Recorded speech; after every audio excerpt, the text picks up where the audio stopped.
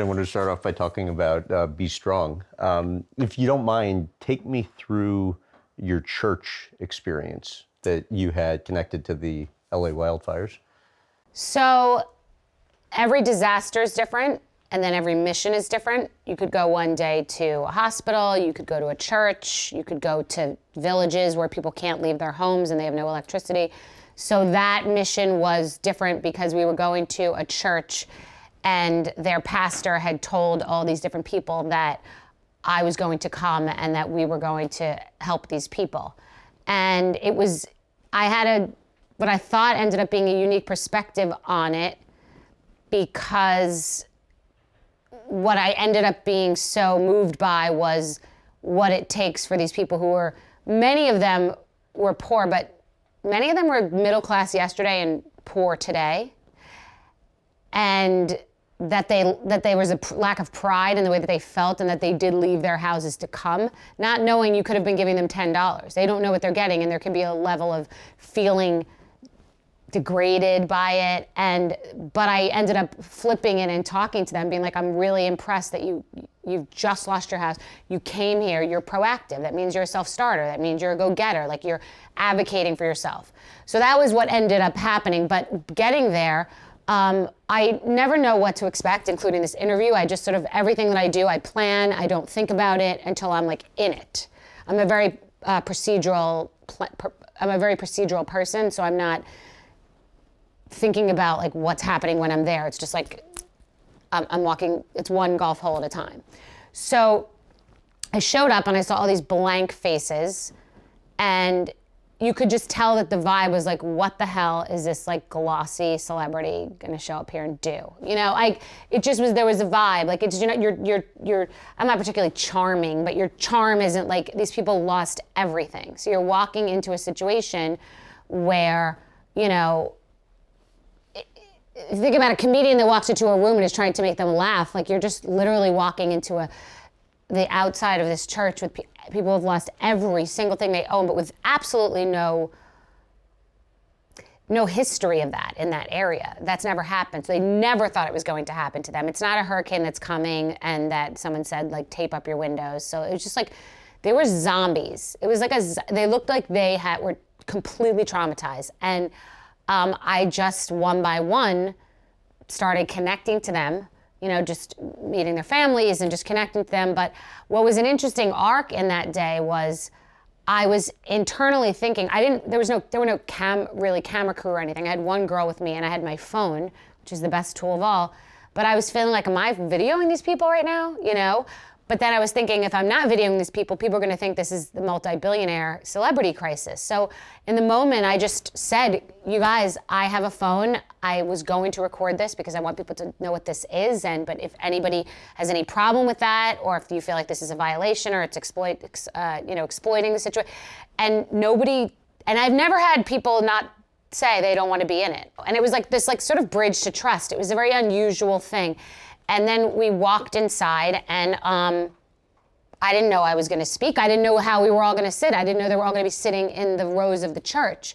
And I just started talking to them. It was much longer than the video you saw. I just started talking to them about that they're in for the fight of their lives, and that this is a community now, and these are your people, and that we're going to give you guys each other's information, and this church will be sort of your hub. And they don't know each other. They were like laying on each other. They didn't even know each other. And how I wanted them to have a voice, and I didn't want people to think that this whole thing was reduced to rich people, because they didn't feel seen. And there hasn't been a disaster. We've been all over the world, and I haven't seen a disaster yet where, do not get me wrong when I say rich and poor are affected equally, because rich could have another house or have money in the bank. But the actual just feeling of your life being incinerated, your memories from right behind you, and like you had a house yesterday and you don't today, or with your kids or the school, or that was something that I had not seen before, where two groups I had seen it affect. So they were feeling completely overshadowed because this was happening in California. Mm-hmm. And I've been everywhere, all over the world. I've been to Guatemala, we've been to Mexico, we've been, to Puerto Rico 53 times, like Bahamas, and that has never happened before, where it's getting so much attention because of the celebrity aspect. So they just wanted some attention. Yeah. The least they could have is some attention. They have no house, they have no belongings, they have no accordion folder with who to call their insurance adjuster with. They have nothing. Some of them didn't have a wallet. They just ran out of the house like they were told, as a, just because we have to. It's not going to happen to us.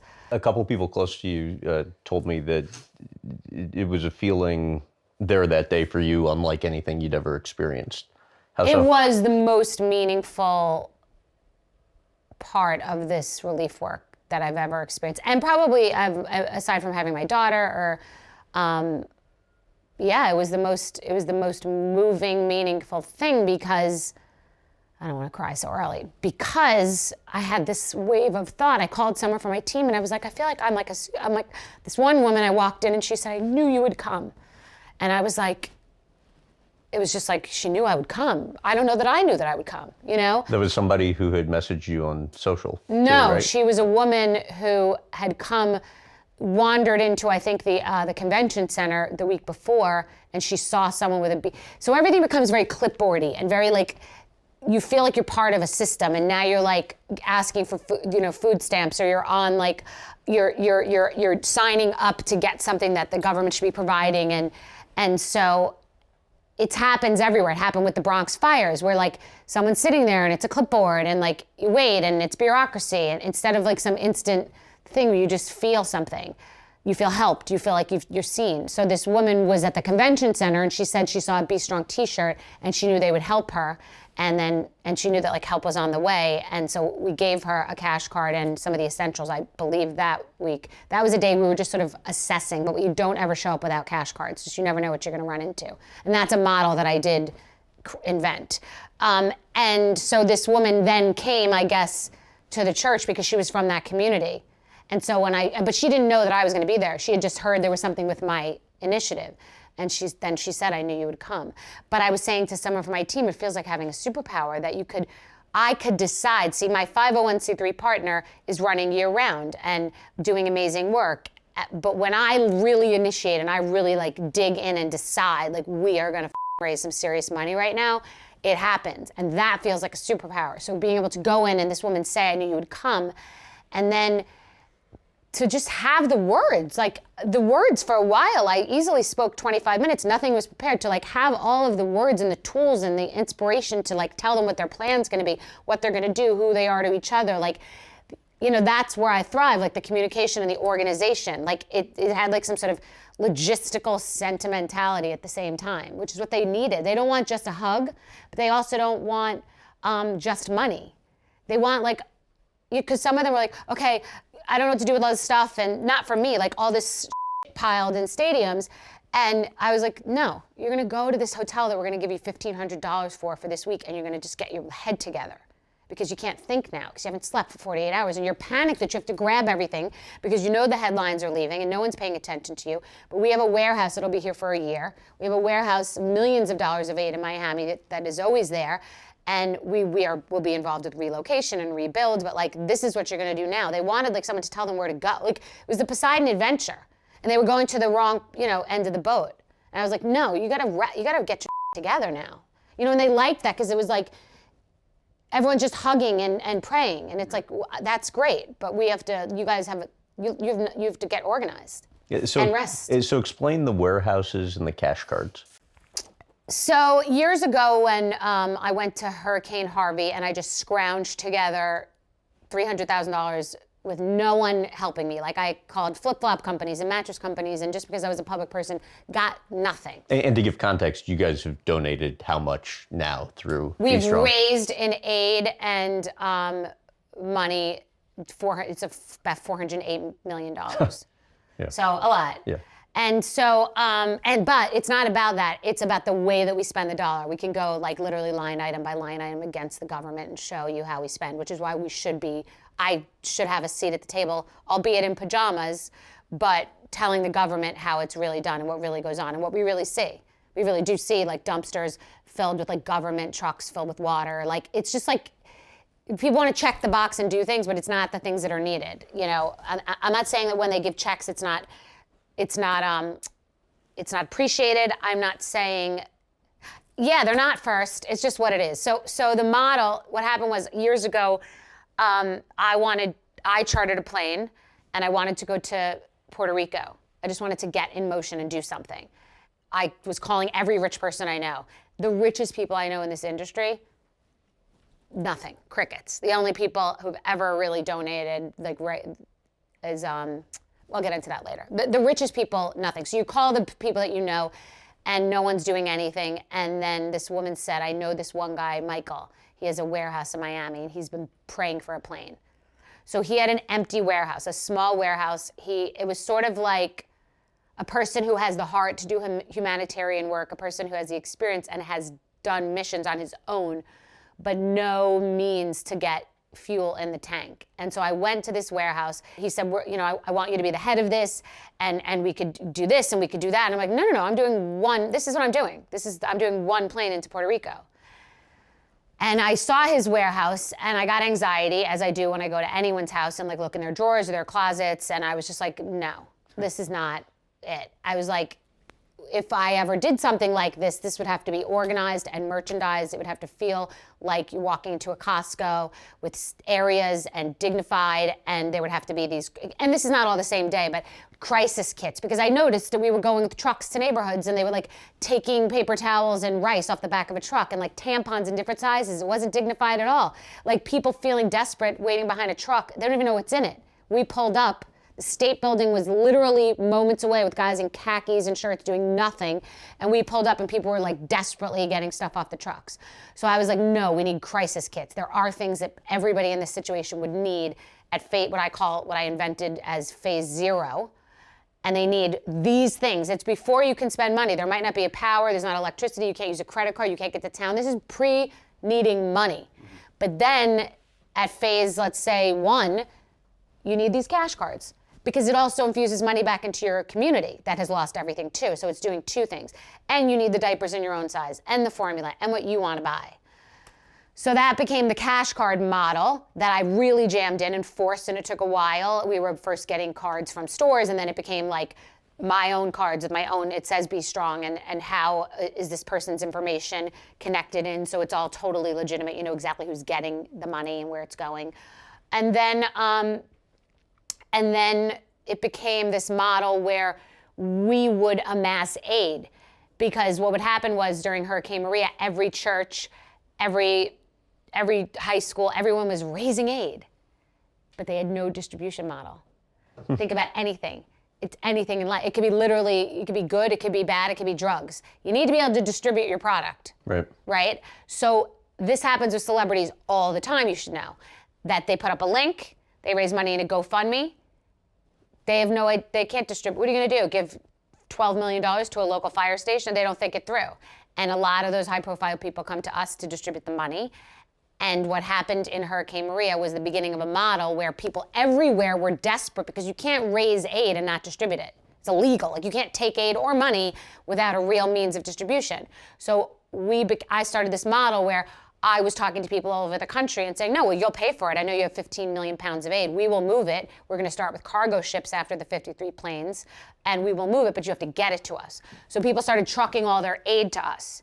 We took this model even to Poland and Ukraine, where we had 2 warehouses, where we would amass aid from other people, but also from our partners, people like Delta, people like Goya, major partners that send their aid to us.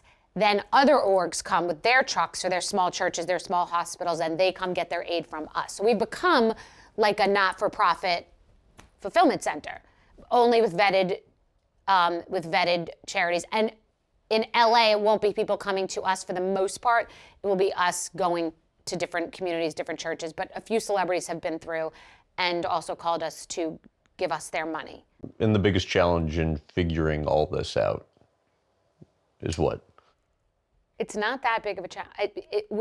My partner Michael and I. I mean, that's almost selling yourself short. Well, no, we just layered in also meals now because I said to him I wanted to layer in meals, but I didn't want it in a World Central Kitchen, Schaefer's, all that. So Kat Cora from Iron Chef just reached out. And it's a lot of partnerships, it's a lot of synergy. me saying and going back and forth with Michael, I'm like, no, we need this in this model because you're going into a community, you're bringing them the crisis kits, then we have a compact, healthy meal. Like, it's perfect for energy, it's perfect for health, it's perfect for wellness, it's perfect for convenience. Like, that is the first. So I'm constantly layering in something. I'm layering in a sort of store concept where groups like that church can come into our warehouse off of racks, get what they want, walk out with a shopping bag, because I'm beyond triggered by these piles of people trying to get rid of their sheen clothing. So to answer your question, it's case law. Each time it's a different thing. So to say what is the biggest problem, I could answer that 50 different ways. The most excruciating, Puerto Rico was the hardest because I had never done it before. I'd produced multi-million-dollar logistical nightmare events like the Rock premiere on Alcatraz, living on Alcatraz for 3 weeks, or the Conn Air premiere, or the Grammys, or the Emmys. They're all different types of events. So Puerto Rico was like, wait, this is a whole new thing. And I was just learning by messages and WhatsApp chats. And like the day you learn to ski, you like work too hard. Your body's killing because you're just working too hard. You're doing too much. I was trying to do everything. So then you realize what you can do. Puerto Rico was extremely challenging. Also, the Jones Act was in effect. You had to use planes because you couldn't use boats. There's a legal act. So you're dealing with different things each time. And you're trying to touch the government, but not touch the government. You're trying to have the party without anyone noticing, but have a good relationship with them, right? Because you don't want to be too immersed in the government because then you're entangled. And we don't do that. So the hardest of all was the PPE crisis, getting PPE to all 50 states, because we were dealing with governments and we were dealing with corruption and crooks. And there is no bigger place for stealing, fraud, and corruption than relief work. And you were in the middle of all that with COVID, even yeah. now. No, yeah. In any situation, there is no bigger place for theft and corruption than relief work, because you're moving millions of dollars. You're doing multi-million-dollar deals in a day.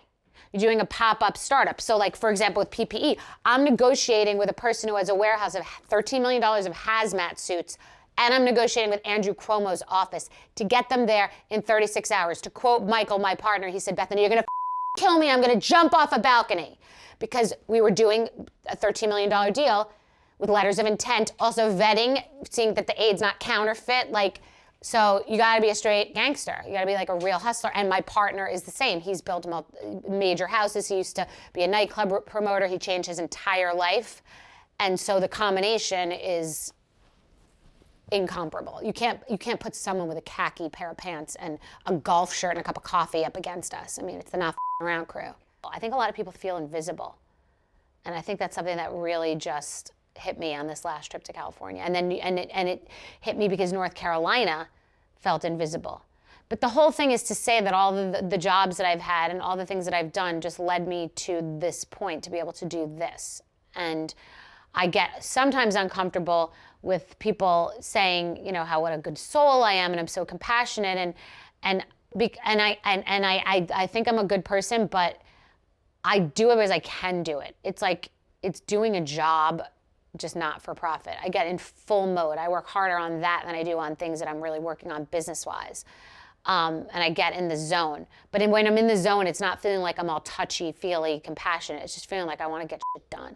Yeah. Does that make any sense? Sure. But then I got in that church, and then the feelings are really there. But it's still, even in that, a get shit done way, because they need more than thoughts and prayers. They need a plan. Well, yeah, I mean, you've worked your ass off to get to where you are, but you also recognize your good fortune and you want to do more than just write a check to Yeah, give I don't back think, but and- I'm not and create making that change. connection. I'm not Yeah. because I have a good fortune, I'm going to do this. Because I can do this, I'm going to do this. And I can really do it better than anyone else. And I can make it happen. And I can put this superhero cape on and raise money and have these billionaires that you know of, you've heard of all of them, reach out to me to just hand me money with no obligation, with no credit, with no pamphlet, with no rubber chicken dinner, with no bullshit, no one performing. That is real. How about coolest call you've ever gotten on that front? There's 5 people that have hundreds of millions of followers last week. There are 2 people that have more than $15 billion last week just handing me money. There's been Matthew McConaughey and Billy Joel and every celebrity you could ever name. I mean, even just like Eva Longoria coming last week through the warehouse to get aid, Zoe Saldana and her family, who was very nice to thank us coming through. But like, I took two very high profile people on missions to Puerto Rico. And this is the thing. Back then, we were like the stepchildren. We just wanted the money to help the people. And so we would let these other people take all the credit because we didn't care. Like they would just act like this was their, now I'm like, no. You come through, you'll be telling people where you came through, because you're not going to go post a link and an oil-soaked koala bear. It's a cute picture with a sad song as a celebrity who has no idea where this money is going. Go take money, then come to us to bail you out of it. No more of that shit either. And it was the grainy videos they were sending you of the $13 million of inventory or whatever it was at the time. Wait, with COVID, PPE and trying to sort all that. Nonetheless, so I was talking to your daughter Bryn yesterday, and she was talking about how, what you guys have done with BStrong, how proud she is of it. How did having a daughter change you? It broke the chain of my mother and myself. I mean, it was like I remember my girlfriend who knew me from high school, when she heard I was having a girl, she said, "You're going to break the chain," which is what it did. But none of it was particularly intentional. I think I'm good at it. I don't even think it. I'm good at it. I don't think I would be good at having 3 kids. I'm good at having my daughter. And what makes you that way? Just why are we good at some things and not good at others? It's just an instinct, just an internal instinct. I'm not, the way that I am about business decisions, I don't really crowdsource. I don't really ask. I mean, I could ask a small detail to other people, but I'm not one like wandering around like a babe in the woods wondering how to parent. And I don't know why, because it is something that people with experience would be better at. I've never seen a perfect person. I've never seen a perfect child. I just, and I'm tough. I'm tough indulgent. And it seems to be working. Because there's a line and there's a healthy fear that she has, and I don't play games. And I also know that, like, her having a $20 acai bowl yesterday was like, I thought about it all day. I was like, who do you think you are? Like, you think you could just order a $20 acai bowl? Are we okay? Like, I couldn't, and it brings me back to my dating life in my 30s when I couldn't afford a taxi downtown for $20. So it was like that I won't be seeing acai bowls in my kitchen anytime soon. What's your rule if she gets a new material item? Well, if she's getting something, she gets rid of multiple things. Because one good new thing is worth a lot of other things. And it's just to keep, so she doesn't have too much stuff. And when I get literally her entire Christmas list, short of a couple of things that she'll ask for, like a specific top, or she's very economical, but her Christmas gifts and her birthday gifts are literally from PR. Like, I'm not giving her like all this stuff. So once in a while, like, I'll give her just like a treat for something for a grade or whatever, but I'm not just like handing her anything that everybody sends to her. By the way, it's not like I'm keeping every single thing. I don't want all this stuff, but she certainly shouldn't be. She'd be a monster if she got a quarter of the stuff people send to her. Because, she's going to wear it. It's going to be in my socials. I mean, it's not, It's important to you to cook dinner every night. Why? I like to cook dinner every night. It's been something that recently I've been more into, not even just making dinner, but like a recipe. Because she says you cook a mean spaghetti squash? Yeah, the spaghetti squash was good. My meals. My whole team is now on what they call the Bethenny plan, which is very cute. Everyone's like very into it, like doing my meal plans, and they're not, it's just funny. They're all like, they literally, it's like a bunch of clones. You can ask them. I'm like, you guys are all stalkers. I mean, it's crazy. Like, you'll see, you're like, I got that, I got this. They're all wearing the bags. They're all on the program. I mean, literally all day. So Bryn and I, because we talk about it. Like today, I was like, what do you want to have for dinner tonight? And I'm like, do you want to do scallop stir fry, or do you want to do Mexican? So I like that we talk about it. Then I like the making of it. And then sitting down and just talking. We always sit down to have dinner together and talk, but it's sort of like you're dating. You know what I mean? Like, what do we do tomorrow? Do we go out? Do we stay in? Like, it's sort of like our own little cute little roommate life. She said her favorite time to talk to you occurs during the morning drive to school. The morning drive to school has become really important because she was at a different school, which was an hour away, and I wasn't part of the morning drive, or 50 minutes, and it was brutal. There was a specific reason in my divorce and everything for that move. It was a good bridge move. But she asked to change schools, and she's in a better school academically and sports-wise. But I like that the drive is 20 minutes. And I don't even want the drive to be 5 minutes. I don't want it to be 45, but like it's 20 minutes, so it's nice, and it's so easy, getting in pajamas, So we stop and get the coffee, and I make the breakfast, and it's just a nice time to be together. Like I missed it today for you, but I don't like missing it. I usually will book a plane after it, or it's good. I don't do the one home, just the one there. How has having a child kind of caused you to change your work schedule? I think I was always a stacker anyway, so it's just stacking. Like it's basically when she's at school, we get started.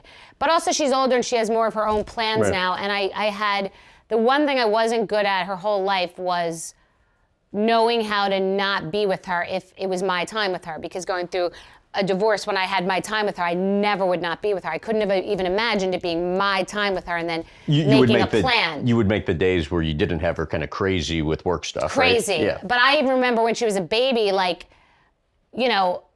being on photo shoots and taking the food from the photo shoot home, or like a little kid home to be with her. I couldn't separate. Like I couldn't be present. I couldn't just hang and waste time when I knew I could be with her, because my divorce was so traumatizing and so exasperating that I was it was a terrible time in my life. I was just afraid, disaster on fumes at all times, white knuckling everything. It was a nightmare. Most parents are kind of, from what I understand, struggling with guilt when they're not with their kids. I'm I've always been trying to find empowerment in doing my own thing. Letting my daughter know that I'm dating and letting her know that she's out with her. She said on the drives to school, sometimes you'll talk to her about whatever date you had. Right, Yeah. Which I think is mature. People want to gatekeep that from their kids, and then one day just introduce this person that they've been with for 6 months because they don't introduce to their kids. I don't make it that big of a deal. She's part of the program. I mean, she has some superficial requests too. She doesn't want someone too old, too bald, too short, or who is after me for the wrong reasons. So. And you're on board with all I'm of kind of that, on board with that too, yeah. I mean, it's she doesn't, right. So she doesn't, those are the things she's requested. And someone who engages her and is nice to her. So what I was going to, but now that, this is an age where they're independent and they have their own friends and their own plans, and sometimes they'll, drop you for that, which is fine. And so I think communication is key. I'll just talk to her about, for example, this weekend, I'm with her most of the time. And so this weekend I was a little frayed from all this relief work. I was not doing great. And I went to a spa for 2 nights, which usually I would think there was something wrong with doing that, not being with her.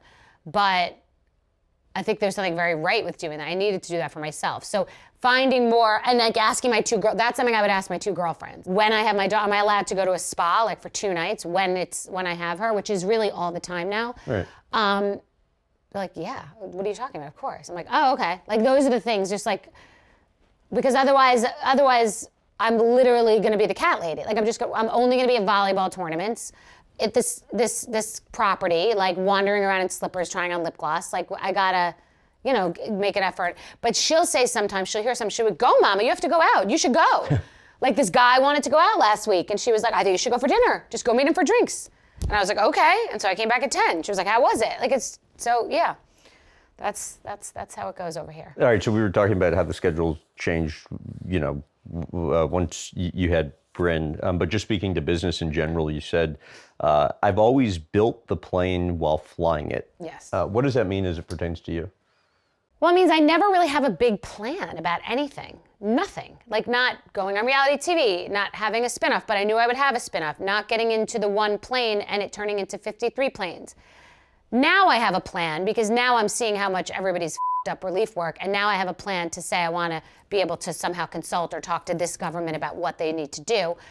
But that's that's a plan I decided 2 days ago. So then I sent out a post. It isn't exactly I had a team of a board right out. Yeah. I was at Dunkin' Donuts on the line going through, and literally in my video I was like, okay, Mr. President, hold on, I'm getting a latte. But in fact, the model should not be unlike this Dunkin' Donuts franchise. So there's never really a big plan, but it's controlled chaos. It's not disorganized ever. So the plane has to be built while flying it, because we're just like, I tell everybody we're going, and everyone's like, all right, we're going.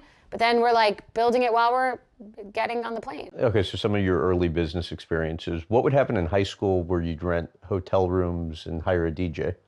Right. Yeah, now that I look back, my college roommate is staying on property right now, and she told me yesterday the story. She told Bryn the story of how we first met, and I was shocked by it. She basically said that I met her in college on the first day. She looked at what I was wearing, said, I want to be friends with you, and I literally reorganized her entire lodging experience because she was going into this quad with 4 people, and I walked in, I go, this is not going to do. And she was having an anxiety attack, so I did some finagle, negotiated, and got her whole lodging thing changed, got her into a room next to me.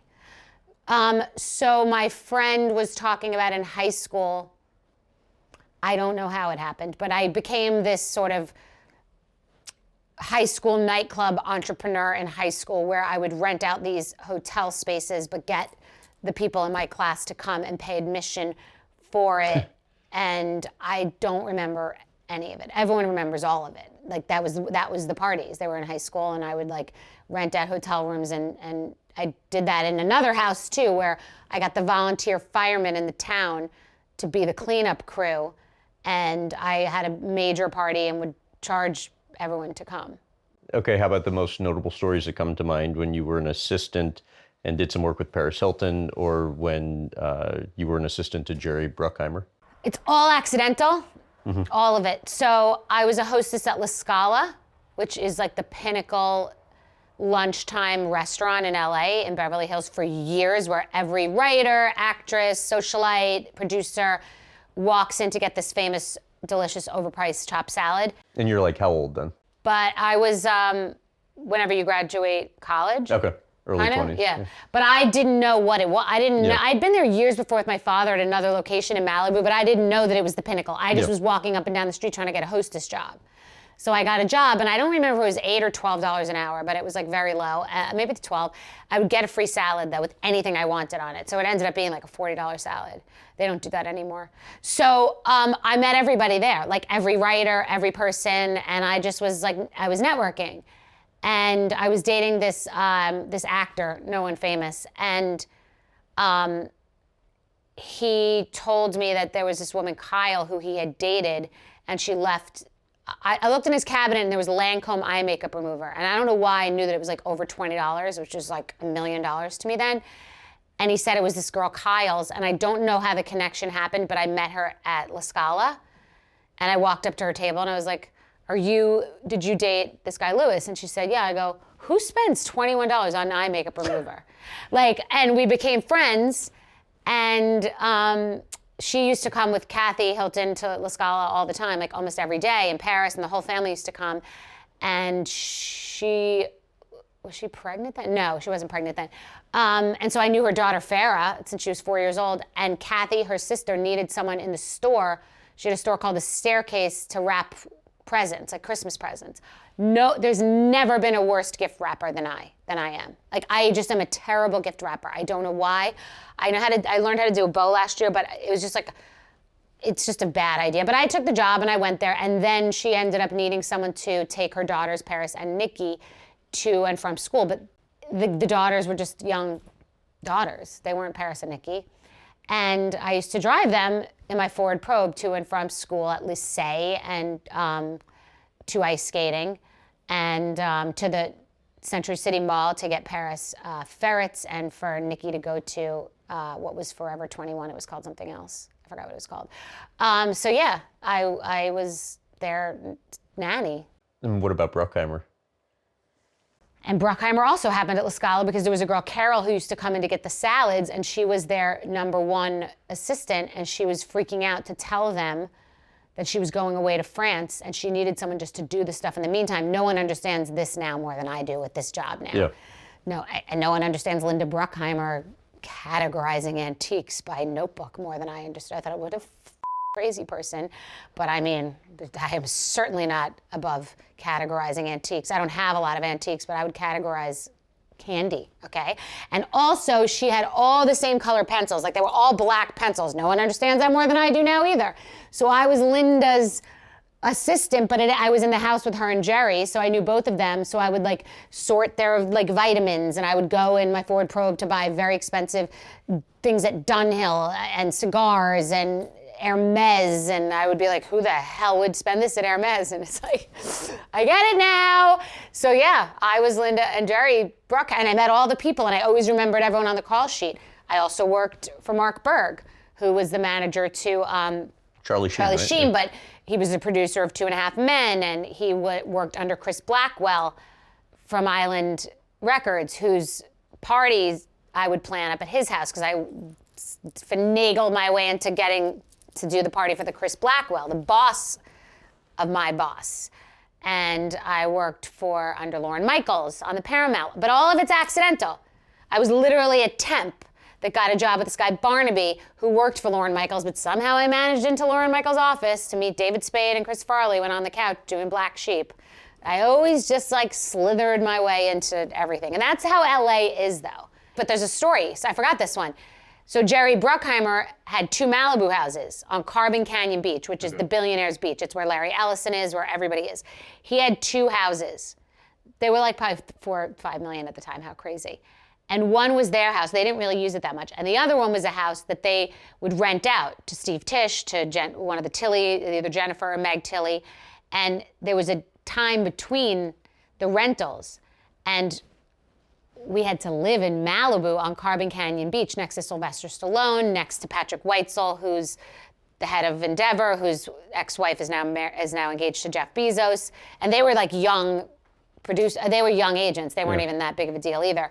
Next to David Geffen. Okay, so what stands out from that? So I would be in this house. We'd be in this house next to all the billionaires, and literally David Geffen came over to the house because everyone would walk up and down the beach and said to me, I'm having a dinner party with all these people. We're going to screen American Pie with Tara Reid, and we're doing it in my screening room, but we're having a private dinner, and I need someone smart that can sit next to Paul Allen.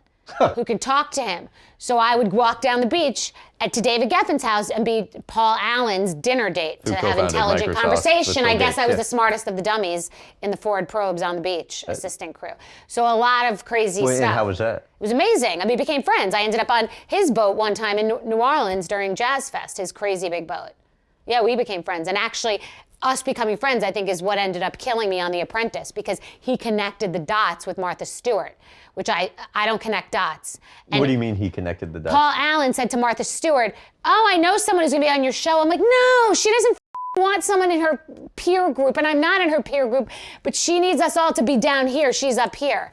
She doesn't need to know that, like, I'm friends with Paul Allen. Which was interesting, because you had friends that were, disproportionate, like the net worths were, drastically different, because you were still kind of poor, really broke. Hustling. It's broken, still right. like that now, yeah. Whether you're selling shawls or renting the kitchen space from midnight to 8 a.m., what did that period teach you? I think it's the same. It's always been the same period. There's no difference between me like working in the bakery from midnight to 8 in the morning to hustling the parties on my property. It's just that I'm now hearing all these friends of mine say that I was always like that. I just didn't really realize it in the moment. I didn't know who else to be. I just was always doing that. I was always working something. You were broke till when? 30s. I mean, I had $8,000 in my bank account when I went on the Housewives. You said it's not cute as you get older, like desperate and alone and don't have any money and can't afford to pay for anything. It was scary. Right. I mean, as a broke 24-year-old, it's like cute. It's relatable. You can talk about your hacks and your, not drinking coffee for a year to save money. You're in your late 30s and you're smart and you're trying to be something, but like you also can't go anywhere and do a lot of things. You get a lot of opportunities because you know a lot of people and you grew up at the racetrack with interesting people and you've had access to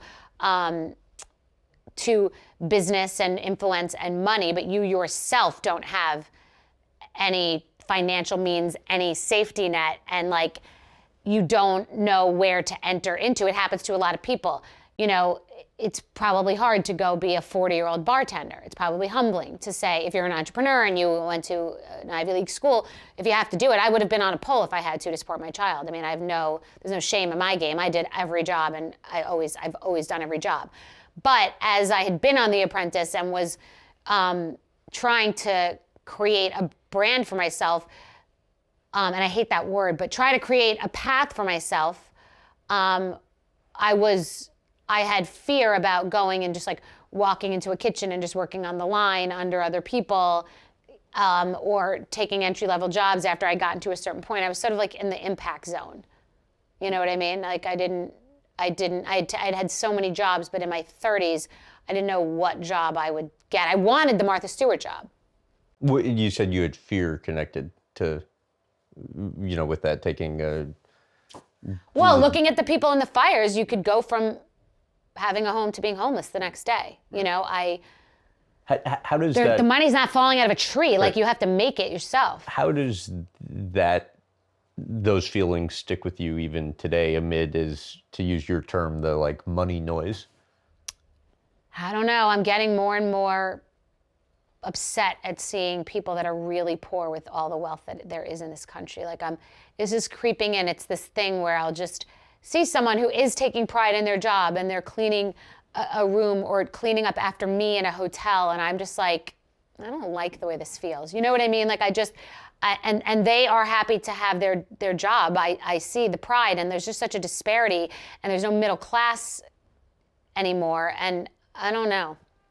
There's just something about it that I don't, I guess that's where the dignity came in this time stronger in the doing relief. Like, people need to feel dignified and communicated to and connected to. All right, so big turning point for you professionally was Skinnygirl. Explain how little interest there was in your idea for the low-calorie mixed drink initially, and then how quickly that changed. There was no interest at all. I mean, but I didn't even know what I was talking about. I made a drink for myself. I said it on television. I went to the reunion. It was the most asked question. I was like, what? I would go to bars, and I would ask bartenders for my recipe, and they would say, oh my God, every girl's coming in. And I thought of Sex and the City making the Cosmopolitan what it is today. Now, no one invented that drink, and no one monetized that, but they easily could have done like an SJP Cosmo or something, but no one would ever have touched alcohol, because when I got into alcohol, publicists told their clients, put the drink down. Every client, no one was promoting alcohol, no one. Sammy Hagar does not count, okay? Sammy Hagar was born with alcohol running through his veins. So there was nobody promoting alcohol, and I then was like, I want to do this as my own thing. And I went, and the guy who is responsible for the success of Grey Goose said to me, I said to him, quote unquote, this is a f*** you idea. He said, there is no such thing as a f*** you idea in the liquor business, because there had been no f*** you ideas in the liquor business. There were no new categories, there were no new inventions. It was, you sold booze. That was it. You sold wine to women, sold scotch and whatever. Women did not drink clear tequila. Young women did not drink Blanco tequila. They drank throw-up tequila in college. Before me, no one drank the clear tequila. The men did. The men were drinking the Patron. But I gave license to women to drink clear tequila and to drink this, and I invented the skinny margarita, which is literally, in Russia, they're ordering skinny margaritas. I'm not exaggerating. Like, all over the world. It's crazy. So I would go to these different companies. I went to Diageo, to their Cuervo section, to all their sub-departments. The people that got me the meetings didn't even show up to the meetings. It was literally me and the person at Diageo being like, yeah, no, we're good. And I was getting cases from Patron because I had mentioned them, and I got like one with my name spelled wrong with a silver top, and I was like, oh my God, I'm so big deal. Like, I thought that was a big deal. They wanted me to come to some event, and I went to, and they would give me free tequila. Like, that was it, but I was like, I want to do this on my own. And then Frangelico gave me, I remember, $500,000 to do something, to do a skinny, like, Frangellini, and like, okay. And then Sauza came to me to give me $200,000 to talk about their thing and make drinks with their thing. But I was like, I want to do my own thing. But I would have even done a collaboration, and they could have taken half of it with any of these companies. I didn't even know what I wanted. I just knew that I wanted you to be able to order my drink my way. So But people had such little interest in it that they wouldn't have even No, split like it not a little, like 50-50, get out of here. Right. Like you're in it, you know, you're just like, yeah, no, like completely no interest. So there was an agent that represented Kim Kardashian, and there was a man who called for Kim Kardashian. He wanted to pay her $50,000 to promote a product. The agent called back, says, Kim Kardashian doesn't drink, but I have this girl who has this idea for this drink. The agent called the guy back.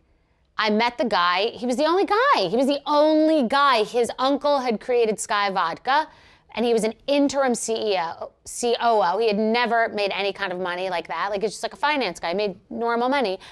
And he was the only guy. And it wasn't even a real lawyer. It was like a veterinarian slash lawyer, like a dentist slash lawyer that did the deal. It was like not complicated at all but I always had good instincts about what it should be, like how the deal should work. So he and I, like my relief work partner actually, if you get a good partner that it doesn't have to be somebody that someone would predict you'd be together with. He's a religious conservative Jewish man who doesn't speak on Saturdays, which used to enrage me. And he, you know, he was a good partner. And after almost $1 million in legal, when I didn't want to sell it to Beam right before the deal, I said to him, I don't know if I want to sell it. I was being emotional. He was like, okay, so we won't sell it. Like, that was a good partner. And that's my relief. I've never thought of that until right now. My partner, Michael, is to relief like my partner, David, was to Skinnygirl. Very unlikely combinations. Michael's like, this is Kabbalah all day. And I'm like, what the f-? Like, and that was David too. David was like home getting grayer by the minute in pajamas, listening to every crazy request that I had. I was like, we gotta wrap a car. We have to wrap a car by tomorrow. The convertible, I need a first scene of the Housewives. He's like, what? So I'm like, just, it doesn't matter. It doesn't matter. Just do it. They're gonna come. We build it. So why did you almost not sell? Because I didn't know anything. I mean, because I didn't. It was the same reasons I did. I was like, why didn't I sell? Because it was so soon. It was 18 months from the idea to the shelves, and we were the fastest growing liquor brand in history. We created the ready-to-drink category, and I invented the skinny margarita, and invented the low-calorie category. Every can you see that says calories is because of this brand. Every can you see is because of this brand. It was a ready-to-drink product. That was like they had crappy, cheap versions of Bacardi in discount baskets at the drugstore. It was not... You know, years before there had been wine coolers, like those sweet, sugary, so, you know, I was very aware of two things, that I created something that was lightning in a bottle, but I was also aware that I didn't have my first pile, I didn't have any money, I hadn't made a single cent. If there was any sort of legal issue, it would bury me. Like, I also knew I wanted street cred. It would give me the street cred. It would be like, we turned a brand. I mean, no one really realized it was the fastest growing liquor brand. The liquor companies did. What's interesting about this is that after my deal, Kim Kardashian learned to drink Midori for $1 million when she went as Green Envy for Halloween. So I really was an influencer in every other celebrity, including George Clooney, including Well, yeah, now Ryan, everybody has. Yeah, right. You're welcome. Like, that is fully as a result of, because I remember Mark Berg saying to me, Charlie Sheen wants a liquor deal now. And I remember him saying everyone wants a liquor deal, because the cover of Forbes and the Hollywood Reporter was just disruptive, and it drove Bravo crazy too, because they didn't have a piece of that deal. And the company that bought us was like, we're gonna do this with Skinny Sauza, which I now realize wouldn't have competed, and none of them have ever competed with Skinnygirl. You can't around with what you're not willing to lose. You know, pigs get fat and hogs get slaughtered. It was a lot of money. It would have been probably 5 times the amount. If it were now, it would be 5 times the amount. If it were Clooney days, it would be. The up thing is I started it so we couldn't set the price to what it would end up being for brands like the Clooney or the Pinnacle, because I started. So I was too early, but someone had to rip the Band-Aid off. Looking back now, are you glad you sold when you did? Yes, I had to start it. Yeah. Like, right? Like, you know what I mean? Like, they would have copied it, then there would have been a drowned out everybody. It wouldn't have been, we were the one. It was the first horse, and other people have gotten a lot more money because of it, but it doesn't mean if I stayed in, I would have gotten more money because of it. Someone would have, I wasn't willing to take the risk that someone could drown us. Right. In a category I didn't deserve to be crushing, when it's the mafia, the liquor business. The liquor business is the mafia. So getting on those corners was crazy. And you did it in 18 months. And I did it in 18 months. An animal. I was an animal. Just more money. I did that on my first book too. When you're young and you're hungry like that, or you're thirsty, I did it pregnant. I was pregnant selling alcohol. It was insane. When I'm an animal, I'm a full animal. But I have to be in beast mode. And I'm telling one of my other partners now, I'll be in, like, if you have to give me more equity and I'll go into beast mode, but without more equity, I'm not. So she's making very small picture decisions because she's against the clock and she's sitting in purgatory. So I'm either in beast mode or I don't give a shit mode. And right now she's in purgatory and we're going one way or the other. And she'd be very smart to like say, go in beast mode. But that impacts the relationship how? Doesn't impact the relationship. I've done 5 times more than what I was contracted to do and made the brand 5 times more valuable than when it was. I did everything and more, but like I could take it into the end zone.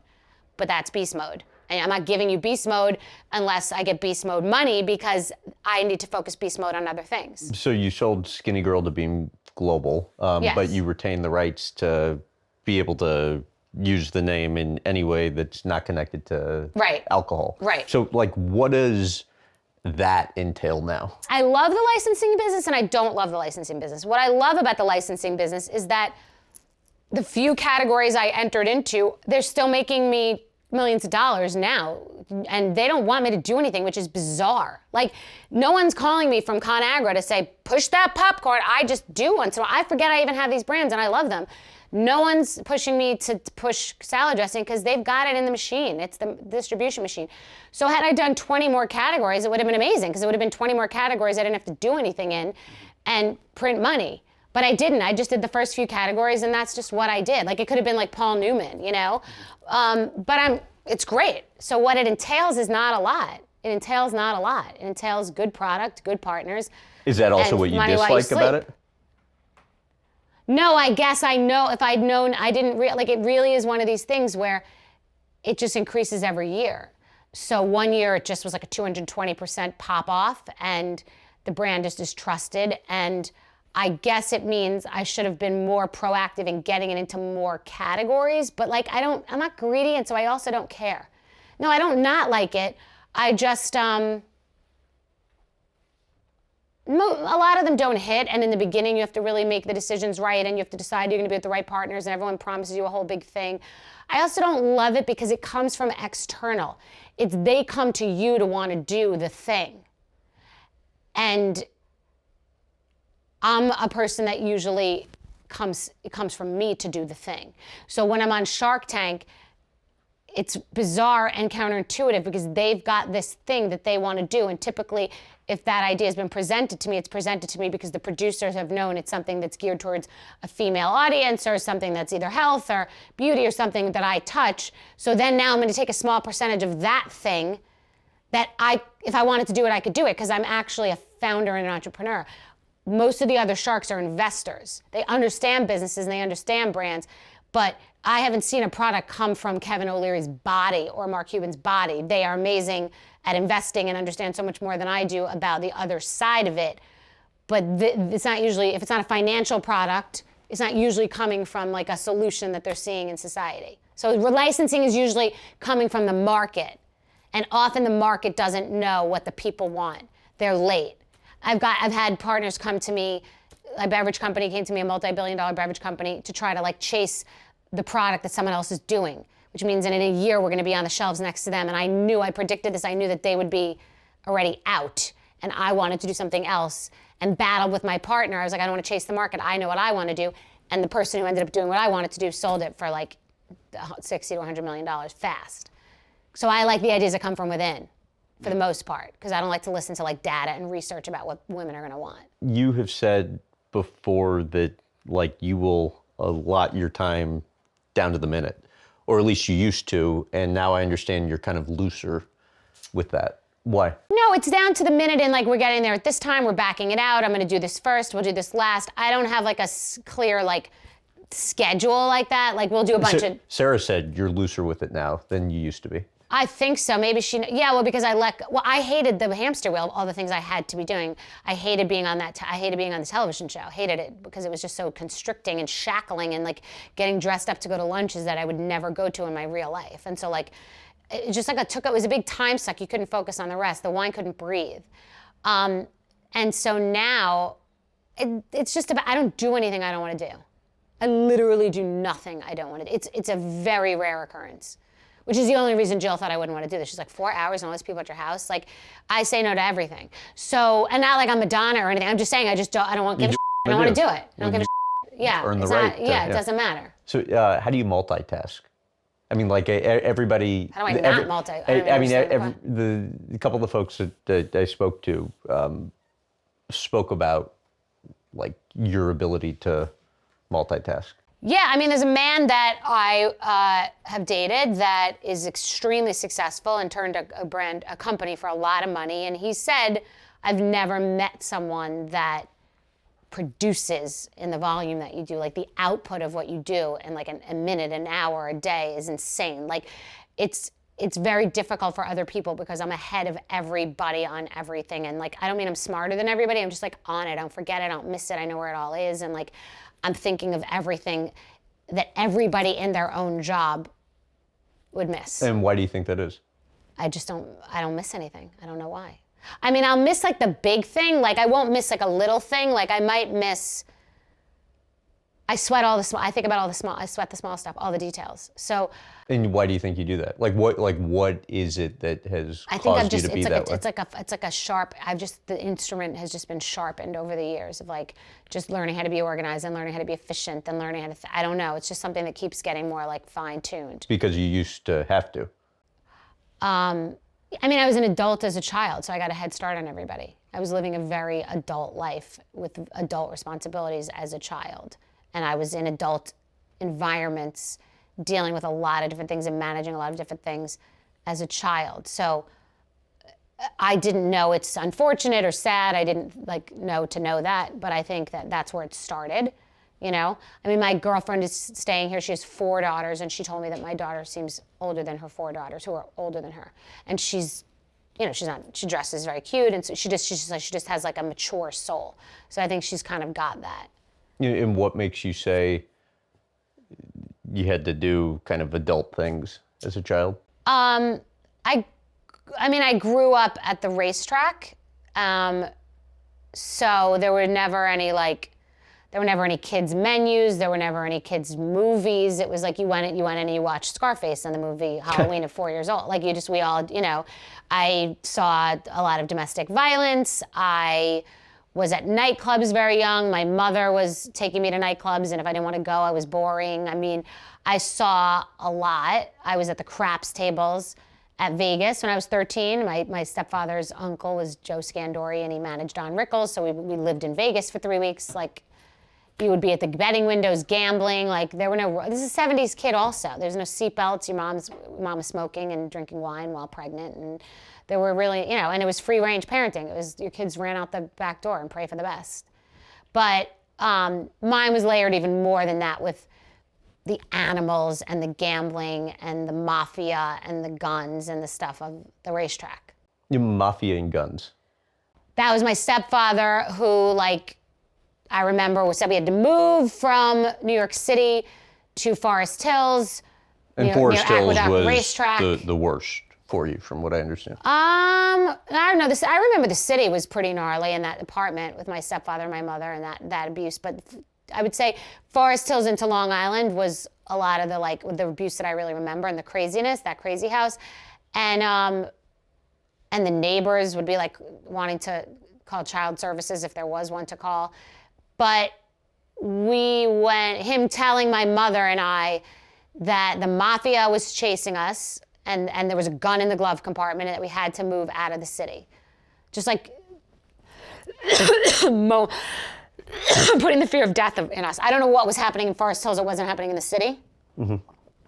But my stepfather was like, you know, doing cocaine with Jimmy Conn and like living on his couch. One of them was living on each other's couch. I think he was living on Jimmy Conn's couch in California. It was the degenerate racetrack lifestyle. The racetrack is Downton Abbey. It's blue bloods and sheiks and firestones and grooms, and I was a hot walker. Hot walkers on the backside. And then the trainers are kind of a bridge. The trainers are like over on the degenerate side because they're not fully accepted unless they become Bobby Frankel or Bob Baffert or Woody Stevens. Then they can like bridge with the owners because they're so valuable. But most trainers for most of the ride, and the claimers, trainers, the cheaper trainers are on the backside. I want to ask about your parents, if I could. Your dad, last time you spoke or saw My real biological father? dad, yeah. When he was dying. Okay. When he was dying. When he was in hospice at his house, and I was pregnant.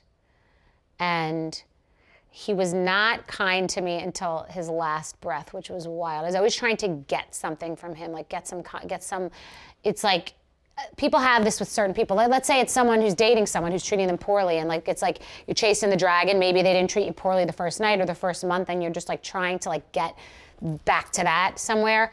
So I don't know if I remember when I was 5 years old and my father adoring me, but I know that every interaction over the years was like me trying to like get him to love me or just give me something. And I've recreated that dynamic in some relationships, which is not a good place to go.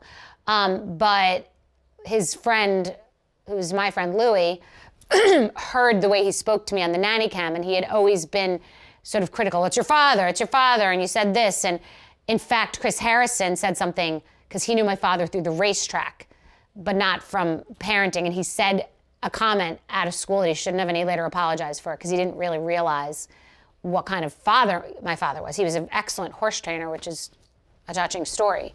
But his friend Louie heard the way he was speaking to me on his deathbed in hospice on the nanny cam. Like, even you didn't get that last moment, like that movie moment, where he just says something that makes it all feel better. Like, he was just an ass till his last breath to me. And what was his reasoning for like severing connection early on? I think to him, I was my mother, who I think destroyed him. I think he was madly in love with her, and that relationship, breaking up or whatever that relationship entailed, I think that's what it is. So I think people don't talk about this dynamic. I'd like to talk about this dynamic in my podcast. By the way, your podcast, fantastic. Thank you. And the part where you're talking about your mother's passing, I was watching that yesterday. That was I'm insane. not a crier. That was insane. It was so great, though, and it probably helped so many people. Talking about. Great. But anyways, you were... Yeah, so wait, what the hell were we just talking about? Your dad and the dynamic. I don't think people talk about this enough at all. I've never heard anyone talk about it, that in a divorce, if it's a very contentious divorce and the kid is close to the one parent, the other parent could really like resent them because they remind them of them. And so when that kid's with the parent, it's like they're with their ex. If they look alike, if they are alike, I mean, that's got to be a dynamic. How do you think that affected you? I don't know, because my mom, the thing that really, the story that I was told, so, and I remember this, I was living in Manhattan. My mother and my father got divorced, and I stayed with him in LA. He lived that 70s convertible Mercedes, like cocaine, gigolo lifestyle. Always dated women that were younger, not when I was 5, but my whole life the women were younger than I was. So he always dated really young women. So he was dating some of the women that were taking care of me. And I know they were like a little bit abusive. They were just very mean. And abusive to him me. or you? And they were just like nasty. And there were all these girls around and these guys in this party lifestyle. And I remember in my body wanting my mother, wanting to go back to New York. But he said to her, he wouldn't financially support me if I didn't stay with him. So I was miserable being with him, but I was sort of this bargaining chip. And then that happened later with him and my stepfather. I was a bargaining chip later. So he said that I couldn't go stay with her because he was supporting me. So she married my stepfather, who scooped in to save her and to save me. And that was a more abusive relationship. And that's how I got to go back to New York. But I walked into that abuse den. So I got to leave my father, who was supporting me, because she found some other guy to support us in New York. But that came with all of this territory of the racetrack and abuse. And he was on drugs and up. But he ended up being the better parent years later. And you were aware at the time of how you were kind of this bargaining chip? I was aware of the bargaining chip then, because I still remember it to this day. I was aware of how it was presented to me, that was why I couldn't come back. And you're thinking what at the time? I don't think you're thinking. I think you're feeling. I think that's an emotional thing, like in years that are like how you're formed. Like I think that's developing like your relationship flaws or whatever, I think. So I don't know what I thought, but I know that what I felt. And I just remember, I can remember being in this bedroom. I remembered wanting to be with my mother. And then I came to New York, and then it was the era of the three of us and the craziness and her looking like Michelle Pfeiffer and the racetrack and all of that stuff, which is a lot of highs and lows. It's not all like, it's a lot of action. It's a lot of excitement. It's you're going down to Florida and you're going to the racetrack and you're wearing the outfits. And, you know, my room was designed to perfection, but we were eating, the whole entire house had not one stick of furniture and we ate off a card table. Why was that? That was a piece I didn't I don't understand. know. Okay. Maybe they thought that I don't know. My mother was an interior designer and maybe they could only afford to do my room. And I don't know. We literally ate off a card table. But my room was good. What was involved with drafting the Instagram post after your mom passed? The specificity Of who in she the was word and choice it just came out like everything else. It just comes out. I'm a one-take person. I don't write letters twice or anything. I just like send the email. So I just was laying there and I just sort of, because there has to be, with everything that I do, there has to be some integrity and authenticity to what's going on. Like you're not going to gaslight people like, hi, oh my God, my mom died. Like It was a brutal relationship and it was a brutal experience. And she was a challenging woman to have as a mother, to say the very least. She's part of who I am. I forgive people for, you know, because we are products of our parents' unresolved issues. And so I just wanted to crystallize what it actually was. I had a feeling about it. It had happened. It affected me so deeply that I did not expect it coming. So I just wanted to frame it. But that was probably a positive in and of itself too, right? How it affected you. It was a very profound experience. It was like going directly through the eye of the storm to get to the other side, like not taking I wasn't like with other people, I wasn't drinking alcohol, I was just like really deep in it. And I kind of went through this crazy experience where I was listening, for some reason my body had me only listening to all the music of like going to Saratoga in the 70s and like Carole King and Karen Carpenter. I was just like, I couldn't hear anything else. I just instantly started listening to that music, like all day, all night, in bed, on my walks. It was just like I was going through that era and I was living through my childhood. But looking at her, like that little girl, and I was looking at pictures and I was fixated and obsessed about finding pictures.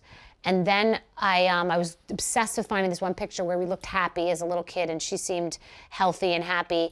And I found these letters that she wrote to me when I was 21 years old. They were like in a moment of sobriety and clarity, and they were all within the same time period. She like said, like, I love you, or you were actually the love of my life. I didn't make it easy for you. Or this letter. I went into such a hysterical mode that I thought that everything that I had thought about my childhood, like I made it up in my mind. Like I like literally went to rock bottom. I was completely hysterical. Like everything was my fault. And oh my God, why wasn't I there when she died? Like I took myself on a ride and then I started calling people from my childhood. And they thought that I wanted to hear like, no, I mean, she was interesting. You know, she'd have people around. I was like, no, I want to hear the bad. Like I wanted to hear because I needed to connect what I imagined and what I thought, what I remembered with the truth. And they were like, you know, my friend Matt Littman, he said your house was criminally insane. Like no one should have been living in a house like that. And my friend, you know, my friends like told me the truth. They were like, that was like child services. Like that was not a place that anyone should be living. And that was helpful, believe it or not, because I was blaming myself. I don't know. It was like I was blaming myself. It was insane. That was a very insane moment. So I went through the storm of the death. How do you view that grieving period now? Like, It's you know, like dealing with it. So like clear, like something moved through. I don't think I would have ever been able to be a like fully formed, functioning adult in a healthy relationship without that happening. What? It just was like a big thing in like a big drawer there that I didn't know how to deal with it because she was still alive. You, after she passed, urged people to reconnect with anybody they have a complicated relationship with. Yes. You're not going to fix it. It's not going to be a Hallmark movie. To preserve yourself, that you tried, so your mind doesn't play these tricks on you so you can get some clarity. And it will mostly, it's more you're doing it for you. I thought I was doing these things for my mother just because I didn't want her to feel lonely at the end. I had compassion, and so I was taking care of her and doing things, but like I didn't really want to be doing them. It just felt so not authentic, because you can't just like, you can't not speak to someone for decades and then like stitch it all together. It's just not the way it really works. But the truth is, even in making it feel clean, it never felt really authentic. But I gave her the gift of my daughter, and I gave my daughter that gift. My daughter's the reason why we ended up speaking, because my daughter really was like, I want to meet your mama. I want to meet your mama. She was extremely persistent for years. And the minute she said it out loud, I realized I couldn't not do that for her, because I didn't want her to fantasize about what my mother was like if my mother passed away, and then she never got to meet her, even the curiosity, even the bad. She saw the bad, but she got to meet her and get that closure in her life. And it meant a lot to you that your mom willed everything to your daughter. Yeah, I mean, it was the meaning. I mean, it wasn't a lot to send, but it meant a lot for me to say it to my daughter. I don't know what it meant to me. I really don't know what it meant to me. She was so far gone for so many years, and such a problematic person. It is really no way, because my mind would play tricks on me, and I would go back in. There were just so many issues, so many medical issues, so many mental health issues, so, eating disorder, alcoholism, so many. I've never said this before. I've never thought of this before. Maybe I'm so painfully honest because she was so painfully dishonest. She was so, I lived in a house of liars. Like everyone was a liar in my house. Yet for all your honesty, why avoid talking about childhood and therapy until after she passed? No, it's not. Or like you said, like something there. like going there. It's not there. Yeah. It's not, I would talk about it, but you're talking about it. You're not like, that's why they say, how do you feel? It's not really you describing a story. I could describe to you 10 stories at the racetrack. It's like what it feels like. That was something that was different. I was talking to my daughter's therapist. I was talking to a life coach. I was talking to my therapist. I was absorbing it. I wanted to talk about it. There were so many elements to it and so many things. So I was just moving through it. But I don't know that we have a lot. That's why all those interesting trips that people take, those MDMA or ayahuasca or all that stuff, like there's stuff in there, because it just came to the forefront with her passing. I didn't ask for it to come. You can't ask for it to come. It just showed up. There was nothing to do but deal with it. How did when you dealt with it impact you? I think grief and crying and sorrow is positive. I think it's cathartic, and there's a comfort to it. I was going through a breakup at the same time. There was just a comfort to and crying about something that's very sad. You made the comment that they were kind of connected too, the breakup and like how therapy caused you to reevaluate like what you look for in a relationship. A lot of things were happening at the same time, because I just remembered that I was doing a podcast on my excruciating 10-year divorce, which is the worst thing I ever experienced in my life. So I was talking about that and realizing what kind of damage that did. I was going through a breakup, and then I was dealing with this all at the same time. It was a lot at one time, but it was also like getting it all done at one time. It was like just really just stopping down and dealing with it. It was definitely profound. It was definitely transformative, I think. I just think I'm different since it. It caused you to move forward how? It caused me to just to be clear and to forgive. Just to let it go. Just to let it go. If you have something in your body, people have things in their bodies that they're not letting go, that they have like chronic pain because of someone I know broke off an engagement and their chronic pain went away. You can hold things in your body. So it's just like a big thing I was holding with my father, and then with her, and even my stepfather. I let that go too. And I'm not looking to start sugarcoating everything and becoming close with everybody around a tragic, traumatic time. And people that I trust in therapy have thought that that's a good idea. Like, you don't have to go back and visit all your demons. You don't have to go, reconnecting doesn't mean go be close with your stepfather that molested you. It doesn't mean that. It means get some clarity with whatever it needs to be for you if that person's going to pass, that you tried, that you forgave, that you connected, whatever it means. I can't give you what that is. But I know that it doesn't mean going back and being close to people that still are probably very toxic if they ever were, if they have not done the work. And most people from that generation haven't done the work. Diet and exercise, positive or negative for you over the course of life? And I asked that topic on the heels of this because it seems like there's connectivity. Yeah, I mean, it's funny that you say that, because saying to me like that, you know, do you work out? And me saying no, I'm also thinking, if I grew up in a house full of liars, that, you know, maybe that's why I tell the truth so much. I grew up in a house of extreme eating disorder. Extreme. Like not any kind of thing that you have ever heard about. And that means what?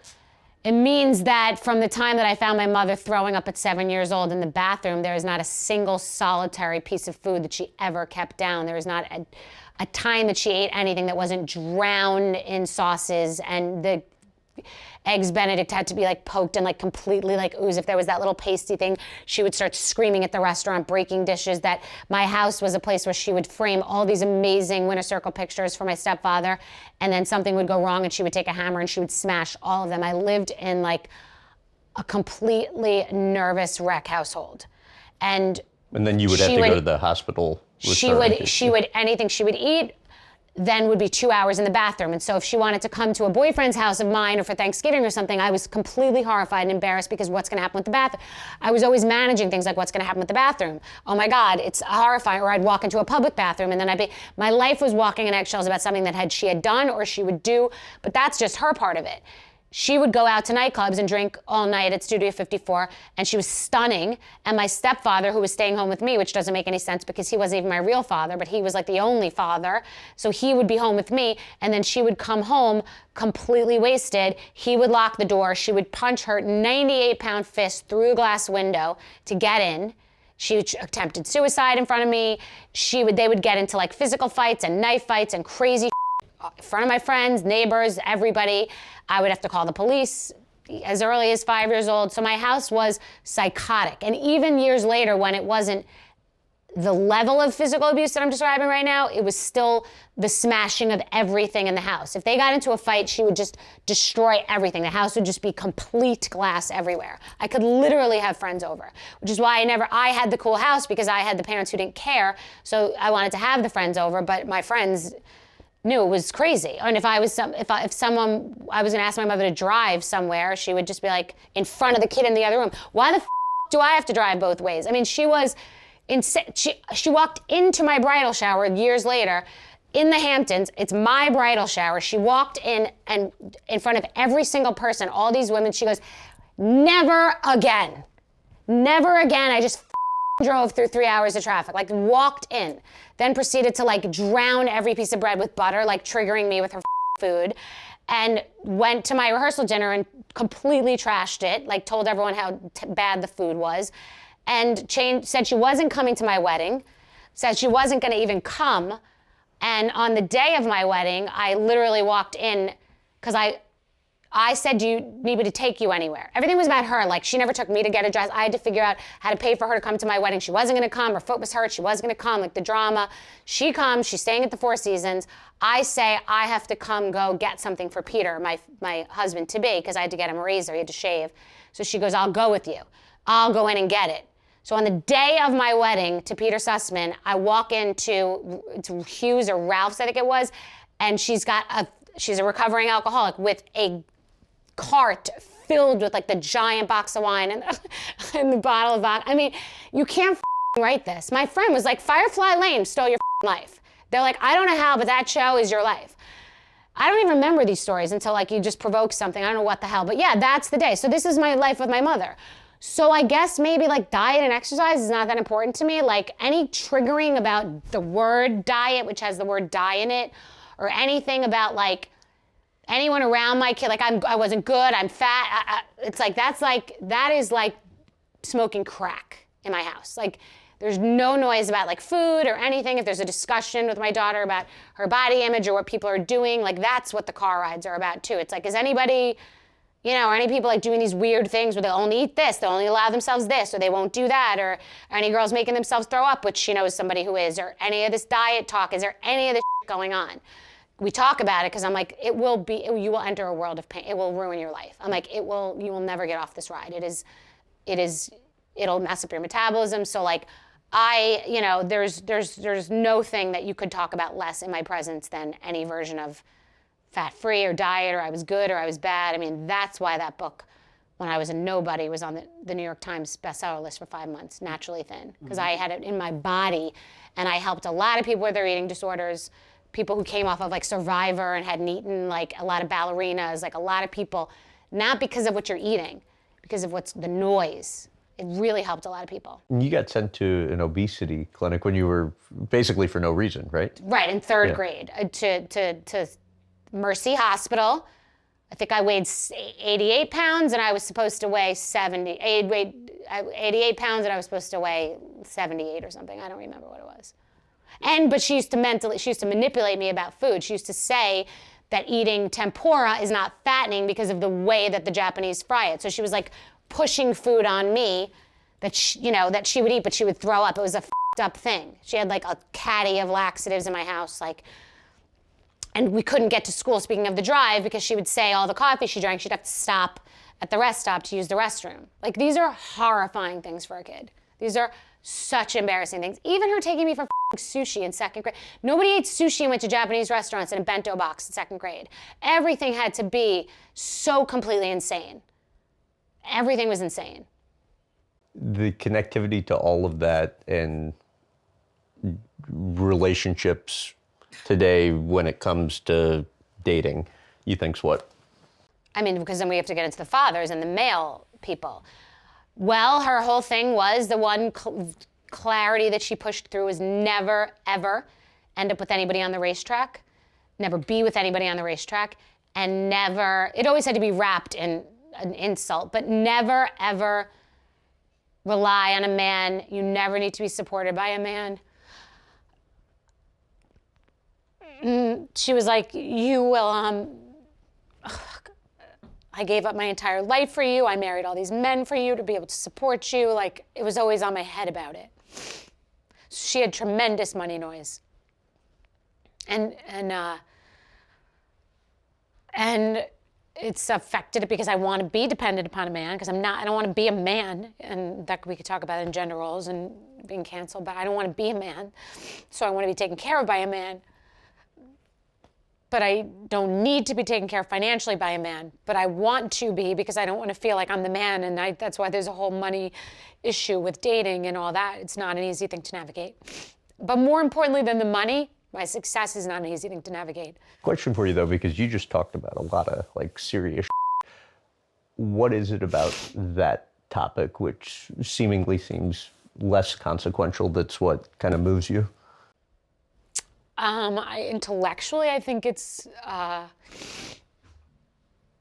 being told I gave up my life for you, my stepfather saying your mother never wanted to have you, like just things like that I would never say to my kid. I think I would say there was something else we were just talking about. About that, yeah. I don't know. What else about that? What about that? But I think, yeah. Okay. Hold on, I'm gonna get this issue. There's some back in this bedroom. Thank you. Okay.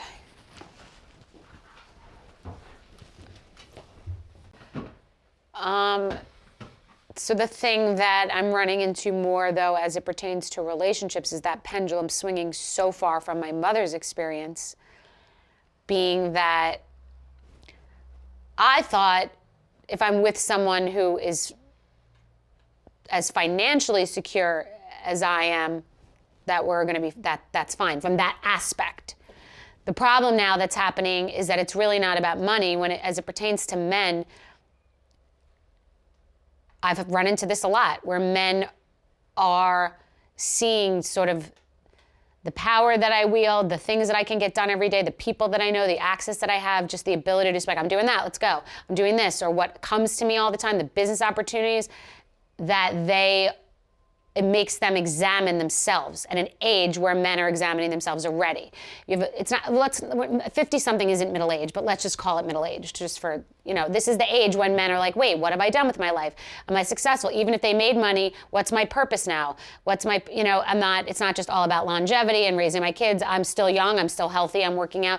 What's my purpose? And so I'm running into a lot of these men that are like, because of me, because they're not with a younger girl that just thinks that it's so amazing that they have money and they can pay for things and run the program, that I have my own program, I have my own homes and my own success, that now these men are all like, it brings them inside to look at themselves and it makes them feel insecure. Like they're thinking about everything they're not doing because of everything I am doing.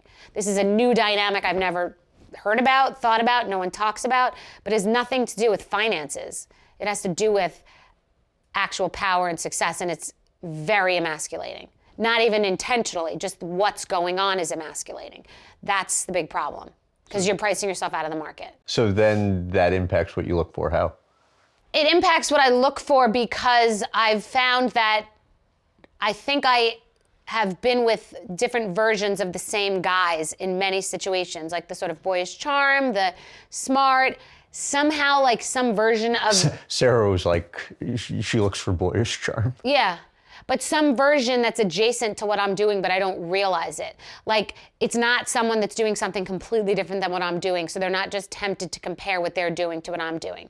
If someone is like trying to pitch a podcast or sell a TV show, that's a very big deal to them, and they're going to be thinking a lot about it, and they're gonna have pitch decks, and they're gonna have 75 meetings, and they're gonna have to go pitch it. If I wanna do a television show or a podcast, between me getting from here to the kitchen, I could get a television show and a podcast right now. They'd have the cameras here tomorrow and the podcast mic would be up and we'd have a name and a logo and we'd be off to the races. That's challenging for someone who's even adjacent to your industry.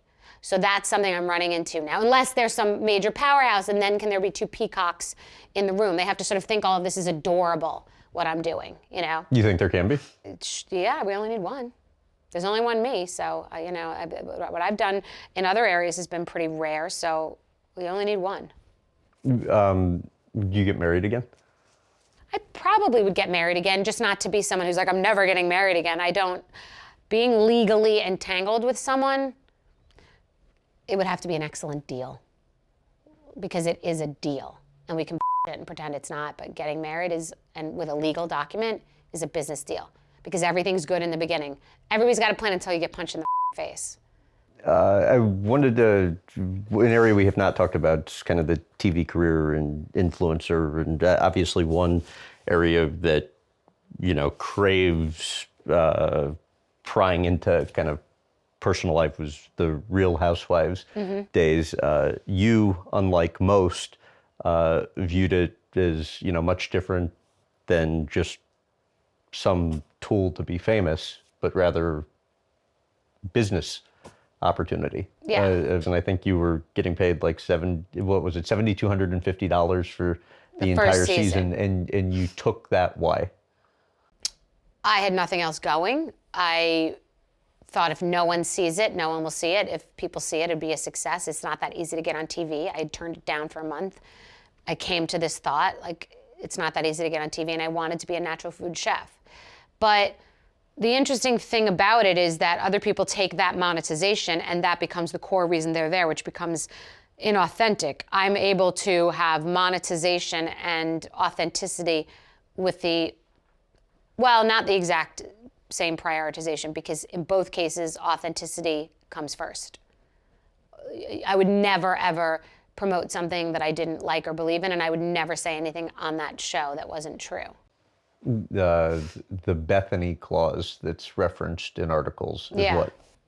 The Bethenny clause is because I crossed out the part of the contract, that $7,250 boilerplate contract, like not like what they are now, just a contract. I crossed out the part that said that I would ever have to give a piece of my business to the powers that be, and for what reason I don't know, and I also don't remember even doing that. I vaguely remember, but I don't know, and again, it was that not great lawyer that I just told to do that. So it could have gone, sideways. And there's a billionaire that was recently asking me for business advice, a marketing advice, and there's some part of his business that he didn't think about the marketing aspect of it. He didn't think about a little loophole like that. So you can be not a contract person and not even an incredible business person, and you can think of something really smart like that will end up affecting your life. So I didn't have to give them a piece of the Skinnygirl deal, but everybody else on reality TV had signed it. But more importantly, after the deal and the Forbes cover, everyone in reality TV had to sign that clause just in case someone cashed out really big, and the powers that be that promoted them wanted to get a piece. Did they ever address that with you after? Everybody knows. Every agent knows. Every agent, because people have said to me, Mark Berg said, you ruin it for everybody. Everybody knows. Why did you call for reality stars to go on strike and unionize? I didn't even know what it was about. I just anecdotally heard people talking about the strike and the exploitation, and I all of a sudden just thought... Big news came of what you were saying. Exactly, that's how it went so far. But I was like, wait a second. There's never been a more exploited group than this, because I still have my content from the $7,250 era streaming everywhere. And in Australia, I've seen my entire body on the back of buses promoting Hey You Australia, because they're doing my episodes there, and they're still obsessed with my first season. And you're huge in Australia. Huge in Australia, but I didn't know then what a streamer was. We didn't know that, yes, reruns, okay, maybe, cable. We didn't know that one day that, this content would be on TikTok as sounds, that this content would be. So, and we took much bigger risk because we're our true selves. We're not hiding behind a script that has an inappropriate comment. We make an inappropriate comment, you could lose your job, your life, your marriage, your family. People have gotten into serious. So I just said it, and it somehow resonated, and then it just became Brian Friedman, who's representing Justin Baldoni, and Mark Garagos getting involved and representing people. But I didn't want to be at the head of this movement, and I don't want to run a union. I just said what was true, and I also didn't, for some reason, I didn't hold back in talking about how the realm treats it, because no one knows it better than I do, because I was reaping all the benefits of it. So I had no axe to grind. I had no one to sue. If you're not going to listen to what I'm going to say about the bad of it, when no one got the better of it than I did, then you're not going to listen to anyone. And it has changed. Everyone will be like, what happened to the reality reckoning? I'm like, reality stars right now on sets are living through it, because the drinking is completely controlled, because the touchy-feely, how are you feeling, and your feelings on Watch What Happens Live is totally different, because it doesn't really? Oh yeah, you could see it. It's not as vile. It's still vile, but it's not at the vile level it used to be. They would rap prostitution whore on Watch What Happens Live talking about another woman. And we all just allowed it to be like, there was a display at BravoCon, prostitution whore, because of a woman's past. Okay, you don't have to like her. But that doesn't mean, there have been crazy shit that goes on that. You asking a woman, what happened? What'd you do Imagine me saying to you, a man saying to a woman, did you get a penis enlargement? What's going on with your, you could just say anything.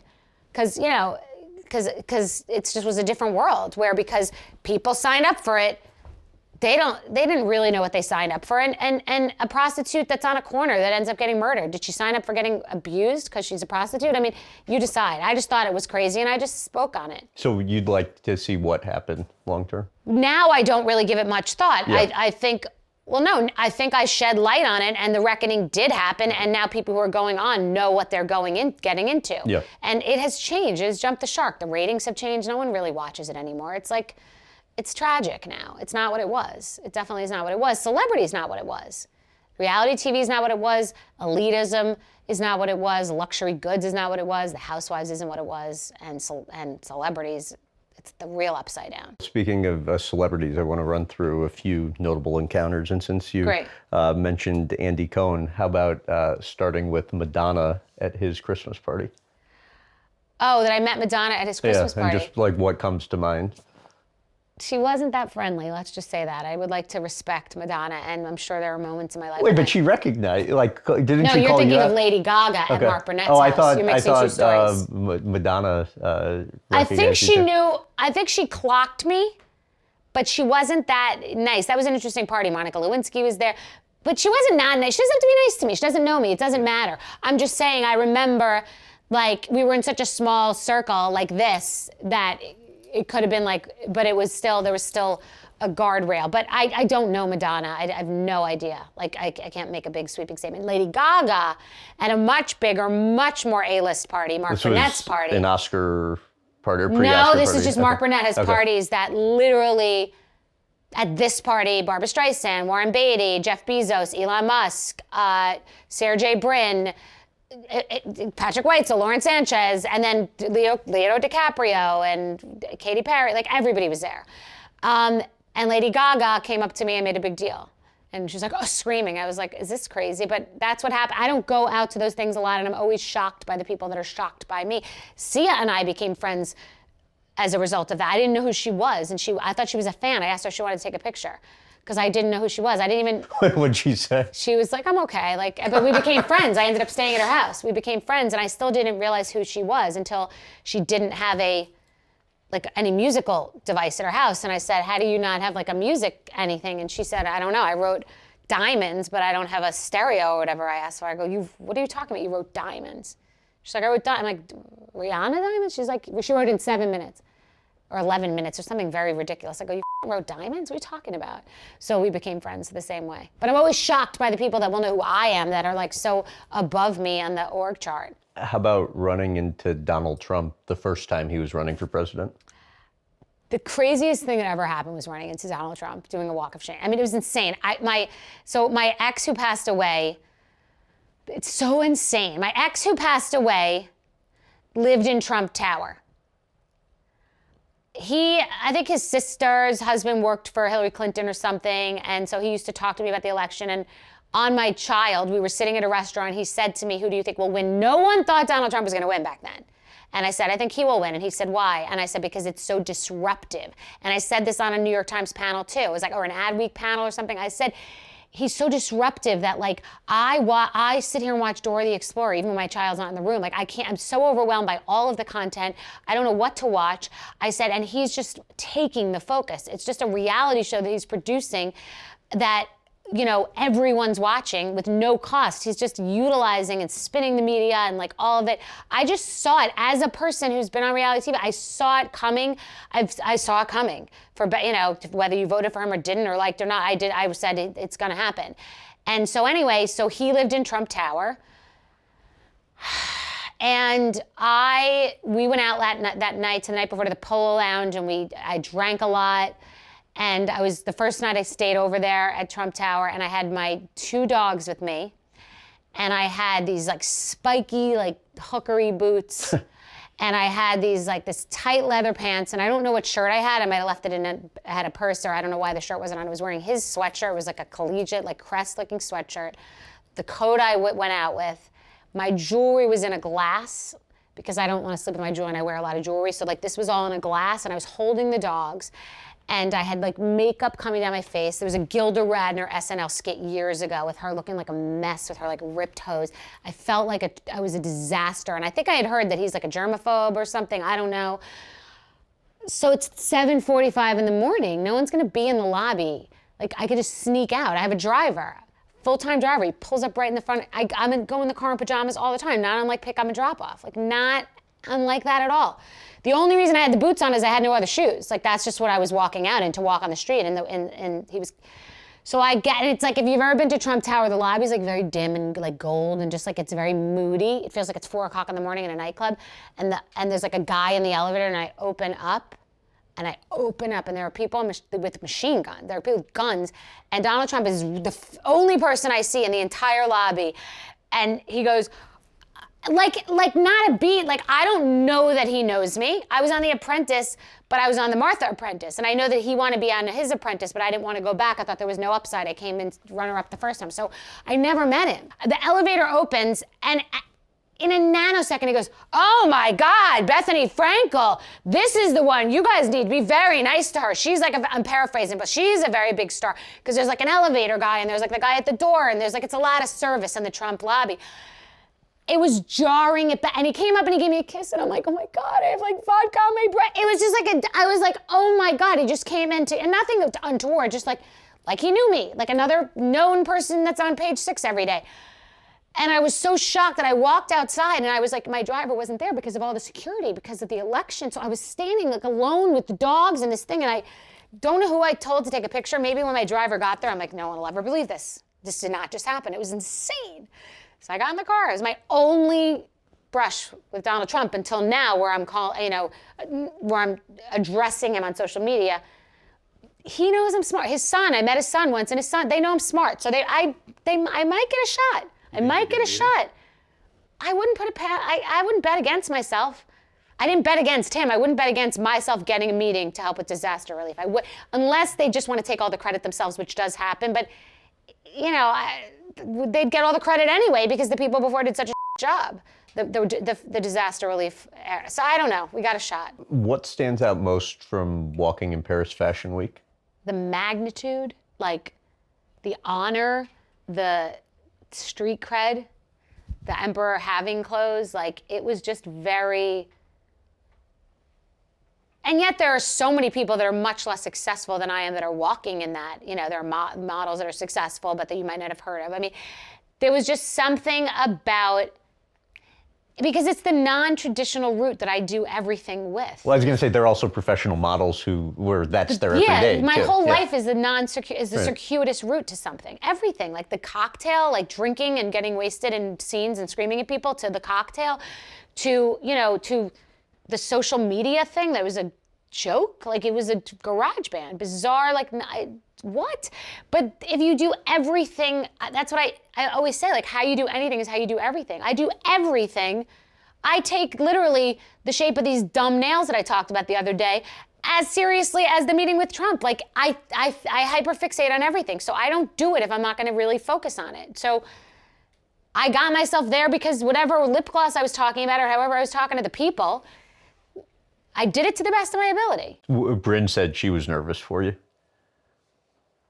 One of us was nervous for me. I wasn't, because I didn't think about the shoes. I think they were shoes. I didn't think that they were different shoes. I didn't realize they were giraffe shoes. I liked the shoes. They were. What did Midnight Cream teach you? I mean, I'm still learning from it because I didn't know it had happened until months later. I didn't understand what was going on in like the underbelly of like the algorithm. So in the morning, like any other morning, like just in a Japanime cheapo sweatshirt, like pajamas, effectively. Hadn't brushed my teeth yet, hadn't washed my face yet. Just sitting in front of the mirror, just maybe I washed my face because I can't imagine putting cream on my face if I hadn't washed it, but not just looking like a train wreck in the morning, opening this cream that I bought at a very like old CVS, and it was on the back. It was like a discontinued product I found out. The only reason I found this out is because someone from iHeart said they had been sitting with someone at L'Oreal who said they had to start manufacturing the product because they had discontinued it. They exploded. They weren't expecting this, but because it was like, I'd never seen the product before. I was just intrigued by the jar. I don't know. And so I talked about it, but I didn't know it was going viral. I just love this, and I love this packaging. This is at the level. I didn't know that this rich cream was like going viral and that they were selling like millions and millions of dollars in units of this stuff. I didn't really realize. I didn't realize until I was in the Find Your Outfit in Paris at Paris Fashion Week. This woman was paying all this attention to me, and she was nice, and I was talking to her, and I speak French, and she was like, it was amazing what you did with the Midnight Cream. And I was like, oh my God, next time maybe I would have brushed my teeth. And she said, no, it was so real, and I didn't realize that she's the HBIC of L'Oreal. Like, one ring for Anna Wintour, this woman. This woman runs L'Oreal global. Like, it's the #1 beauty brand in the world. It's a $50 billion company. This was the HBIC, and everybody else was like scurrying like mice because she doesn't really, talk to people, engage them in this manner. I had no idea who I was even talking to, just hanging out. I literally showed her my TikTok that said, there was a TikTok that I did that was like, good morning, you fabulous today, go out and take the day. Like, I showed her this, and she's like, I am a fabulous I'm gonna go take the day. And then we were talking to some girls that work, and I was like, what are your biggest categories in L'Oreal? Like, I'm like an intern showing up here, so excited. And they're like, well, skincare. I'm like, well, what's the biggest? And I wasn't fishing. I didn't even know this was about me. Literally did. She goes, well, the Midnight Cream because of you. Like, moved the needle in like the multi-billion-dollar sphere. That was crazy. It was crazy. To what extent was it that kind of encouraged you to embrace being an influencer? It wasn't that. That was just Okay. one of 1,000 things. That was just a thing. There have been a lot of other things like that. I've changed people's entire businesses like Okay, crazy. what was it then, you think? It was. I mean, and I asked that it's- because like you like why obviously, do I do it? Is that the yeah, question? like you don't Oh my God, need it's a obviously. creative, no, because it's the most creative, it's being on Saturday Night Live all day long. It's just my dream. My only dream in life that I've never realized is to host Saturday Night Live or to be on the show. Been mentioned 5 times, but who's counting? But like, it's Saturday Night Live. It's complete, everybody here is like watches the crazy show every day. It's like some shenanigans that I'm getting into all day about something ridiculous. It doesn't matter. We're on a hunt for a cookie or the frosting, or we're doing this, or we're stopping here, or we're going to Queens. Like, it's completely insane all day. It's fun. So it's fun. It's alive. It's improv. So it's just the vehicle became all this stuff you're talking about, but it's completely ridiculous. It's improv. You've been in Lorne Michaels' office once, right? I've been in Laura Michaels' office many Okay. times, yeah. But yeah, I know that. Yeah, but I don't invite myself to any parties, period. That's too important a party. I need to be invited. I would never, ever call anyone. What's been the path that you've gone for like figuring out how to monetize all this? No plan. But once I started to realize that here too, we have a proprietary formula that no one else has in how we're managing the entire landscape of social media. And like, I was at Tim Dillon's birthday party last week, and there were a lot of very famous comedians and a lot of high profile people. And 3 people said, 2 of them were men, said to me, "You're changing the social media space." Like, some people are sort of getting it. They don't know what they're seeing and why it exists, but they know something's happening. So it started as me not believing that Maybelline sent me a bunch of lip glosses, because I used to say to my ex, and I'd say to my assistants, I'd be like, "I think I'm a social media influencer," as a joke, like as a satire, right? And then I'd start to say, I think I might actually be an influencer. And then the lip gloss came, and I was like, oh my God, we got lip gloss. And then content that I had already shot, someone asked me if they could license it. And so I said, well, you have to pay to license it. You can't use my name. And so then over the course of the next 2 years, go with the biggest agencies that everyone said they're gonna make you so much money. Like, go with these big agencies, they're experts at this thing. And they have made probably for me 5% of the money that I make from the major agencies that work with all the major brands. We did it all ourselves in-house. I just knew immediately I wanted to do it myself.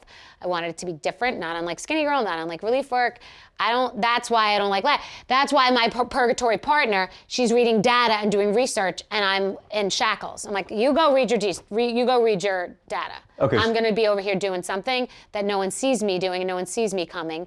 And if you listen to me, you'll make a lot of money. If you don't, then go with God. Okay, and so the long-term goals with it, or what? None.